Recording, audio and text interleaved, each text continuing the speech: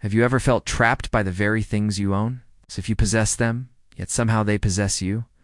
In 1580, a prosperous Japanese merchant named Hiroshi had gathered 10,000 belongings. Elegant kimonos, rare tea bowls, costly scrolls, jade carvings and silk furnishings, everything society promised would bring fulfillment. Yet he couldn't rest, couldn't focus, couldn't even breathe easily. His thoughts were buried beneath the sheer weight of his property. Then catastrophe arrived. A blaze devoured his warehouse. In a single night, nearly everything vanished. Instead of despair, he felt an unexpected sense of ease. What followed transformed his life entirely. Zen monk introduced him to two ancient teachings, Danshari and Kanso, the discipline of radical simplicity. These were not mere organizing techniques. They were complete philosophies explaining why people complicate their lives and how to return to clarity. This is the story of a 3-day awakening that moved Hiroshi from suffocating excess to living with only 37 possessions, not through willpower or harsh self-control, but through insight into what he had truly been seeking. You'll see why. Every unused object quietly strains your mind. Why many Western decluttering trends fall short, while traditional Japanese minimalism endures. Why silence exposes what material things conceal, and why the imagined version of yourself demands abundance, while your real self requires very little. Grounded in Zen wisdom from 16th century Japan, this isn't about discarding items blindly. It's about recognizing why you reached for them in the first place. Modern neuroscience now confirms what Zen teachers understood centuries ago. Exhaustion drains mental bandwidth, weakens decision-making, elevates stress chemicals, and creates constant low-level tension. Each item calls for attention. Every possession consumes mental energy. When your life is crowded with objects, little space remains for living. This is for anyone who feels overwhelmed by their environment, who longs for calm in their own home, senses untapped potential but feels buried. Under accumulation, the change begins with one question: what am I truly trying to fill? Kyoto, autumn, 1580. Hiroshi was 42, a thriving silk trader. Richer than most could imagine, and profoundly unhappy. Each morning he spent half an hour deciding which of his 40 robes to wear. His days revolved around managing his goods sorting, recording, maintaining, acquiring more. His nights were restless, filled with worry about storage, protection, and the next purchase. He owned 40 kimonos, but regularly wore 3.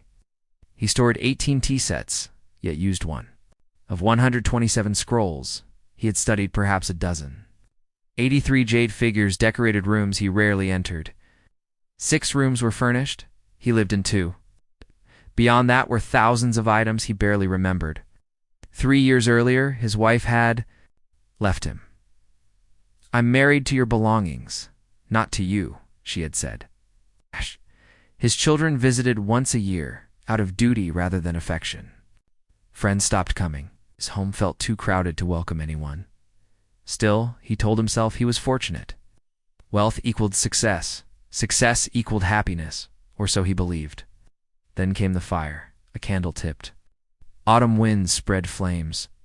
Through a wooden warehouse packed with silk and art, Hiroshi woke to shouting, and saw the inferno consuming 80% of his estate. He should have felt ruined. Instead, as smoke rose into the sky, he felt lighter. His lungs filled fully for the first time in years. A burden he hadn't recognized simply dissolved. His life's work was turning to a shet, relief washed over him. The following morning, standing before the ruins, he made an unusual decision. Rather than rebuild, he walked to a mountain monastery to seek counsel from the abbot. The monastery was spare tatami mats, a single hanging scroll, bare walls. The abbot, Master Ren, owned only 7 things: a robe, a bowl, 3 books, a writing brush, and ink. Hiroshi described the laws and the strange comfort that followed.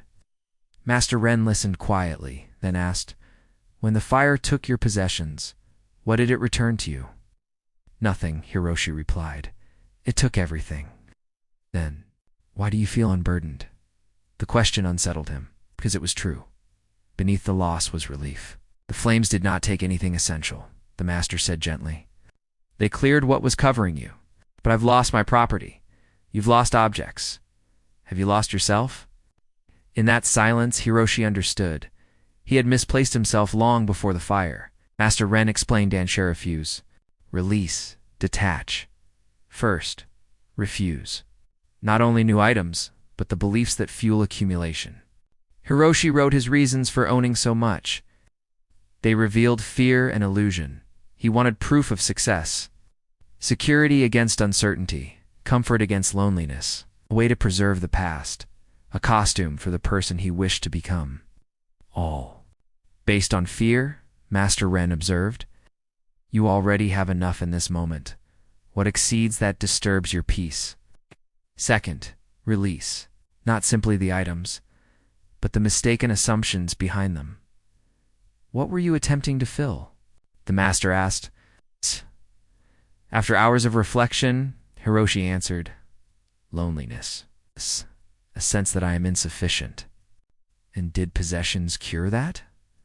No. They intensified it. Avoidance never heals, Master Ren replied.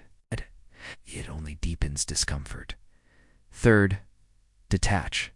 Separate identity from ownership. You are not your garments. You are not your status. You are not your fortune. For 3 days, Hiroshi lived with nothing but a borrowed robe. On the first day, he visualized his crowded house. His chest tightened. Then, he imagined it empty. Calm emerged.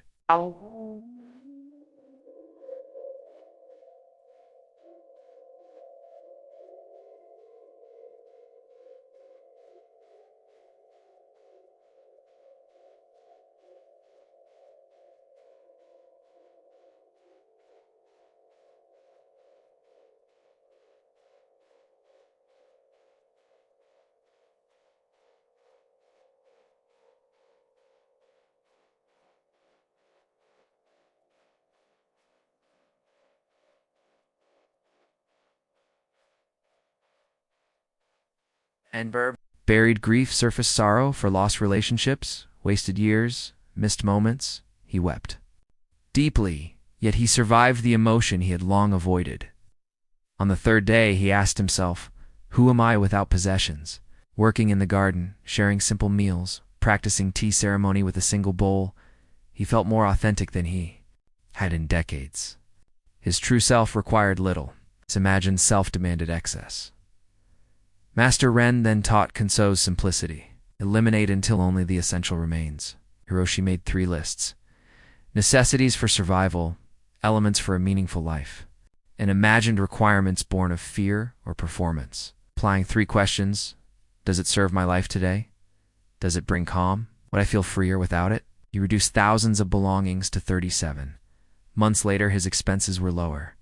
His home was serene, his work purposeful, his sleep restored. Most importantly, his family relationships began to mend. When his daughter visited, she embraced him and said, I feel like I have my father back. Years later, Hiroshi understood. Fully, people rarely chase objects for love of the objects. They seek escape from themselves. Consumption numbs discomfort. Organization mimics control. Luxury simulates worth. But simplicity is not loss, it is freedom. You don't need a fire to begin. For 1 week, purchase nothing. Observe your impulses. Sit quietly each day. Allow hidden feelings to surface. Write your 3 lists. Clear one space completely. Return only what truly supports your life. Gradually release what no longer serves you. Simplicity is not about deprivation. It is about rediscovering what has always been present. You do not lose yourself by letting go. You uncover yourself beneath the excess. Everything essential is already here. Everything beyond that is noise. Walk the path of simplicity and find who you have been all along.